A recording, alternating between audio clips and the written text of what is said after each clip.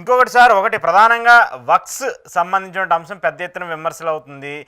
దానికి సంబంధించి ఇక్కడ కూటమికి మధ్య అలాగే జగన్మోహన్ రెడ్డికి మధ్య ఒక గొడవ అయితే జరుగుతుంది. వీళ్ళేమో లోపాయికార ఒప్పందం చేసుకొని రాజ్యసభలో ఏమో ఓటేస్తారు, పార్లమెంట్లోనేమో వ్యతిరేకిస్తారని చెప్పేసి ఇలా మాట్లాడుతూ వస్తున్నారు.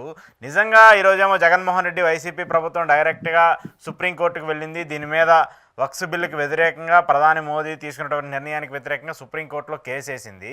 ఎలా చూడాలి? ఇక్కడ ముస్లింకి సంబంధించినటువంటి అంశం మీద వైసీపీ తప్పితే ఇంకా మిగతా మూడు పార్టీలు పట్టించుకోవట్లేదా, లేదంటే వాళ్ళు మైనారిటీలకు సంబంధించిన ఓట్ బ్యాంకును వద్దనుకుంటున్నారా?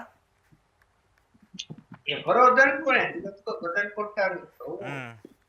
దేశవ్యాప్తంగా కూడా బీజేపీ కూడా మైనారిటీ ఓట్లు అంటే ముస్లిం ఓట్లు, క్రిస్టియన్ ఓట్లు కూడా కావాలనే కోరుకుంటారు. వద్దని ఎవరు కోరుకోరు కదా.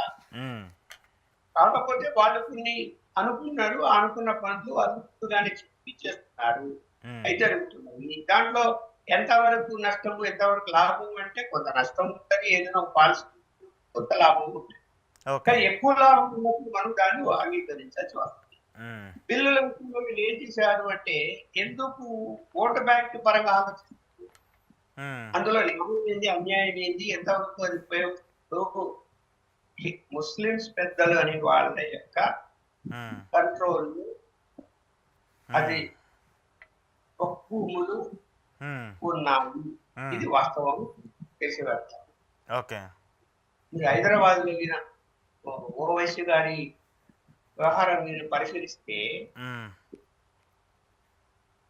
చెప్పలేం. అసలు రేపు విచారణ జరిగితే ఎక్కడెక్కడ దేశవ్యాప్తంగా కూడా ఈ సోకాల్డ్ ముస్లిం లీడర్స్ యొక్క కంట్రోల్తో భూములు ఎన్ని ఎకరాలు ఉన్నాయి, ఎంత వాల్యూ ఉంది, ఎన్ని ఆస్తులు ఉన్నాయని బయటకు వస్తాయి. ఈ చట్టం మంచిది కదా.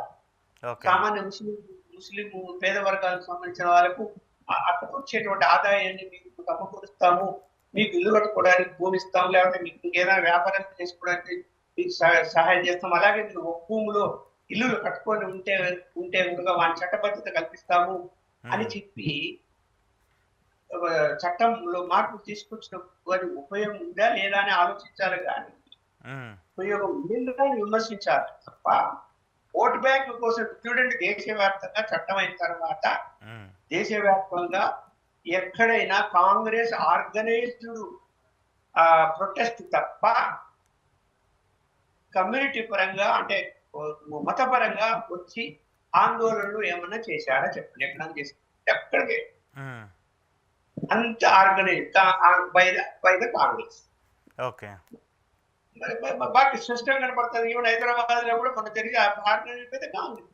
అవును, నేను చెప్తాను ఎక్కడ ఎందుకు చైతన్యం ఏం లేదు మరి వాళ్ళు తెలుసుకుంటున్నారు కదా చట్టంలో ఏముంది అని. మరి అంత వాళ్ళకి వ్యతిరేకత ఉంటే ఇవాళ దేశవ్యాప్తంగా లేచి కూర్చోవడం లేదు కదా.